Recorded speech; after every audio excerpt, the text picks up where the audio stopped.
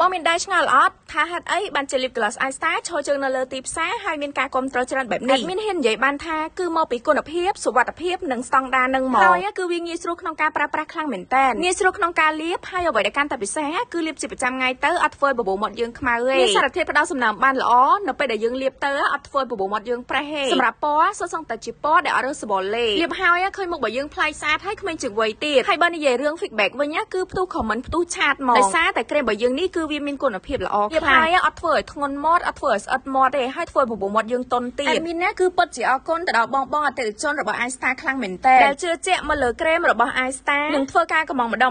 គឺច្រើនខ្លាំងមែនតើមកធ្វើឲ្យអវ៉ាន់របស់យើងចាញ់ពីមួយថ្ងៃទៅមួយថ្ងៃគឺមិនក្រំពី60កញ្ចប់ទេចាញ់ទាំងលក់ដុំទាំងលក់រាយអញ្ចឹងហើយទើបធ្វើឲ្យក្រែម Ice Star របស់យើងនេះឈរជើងលើទីផ្សារមកដល់សប្តាហ៍ថ្ងៃនេះហើយសម្រាប់ក្រែម Ice Star យើងនេះផងដែរក៏មានដល់តែ5ពណ៌5ជម្រើសសម្រាប់បងជ្រើសរើសផងដែរនិយម2ពណ៌វិញសុទ្ធសឹងតែពណ៌ដែលកំពុងពេញនិយមមកដែលបងអាចលាបចូលកម្មវិធីក៏បានឬមួយក៏នៅផ្ទះជាប្រចាំថ្ងៃក៏បានដែរអញ្ចឹងសម្រាប់បងដែលចង់បានកុំភ្លេចណាធ្វើការ inbox ចូលក្នុង page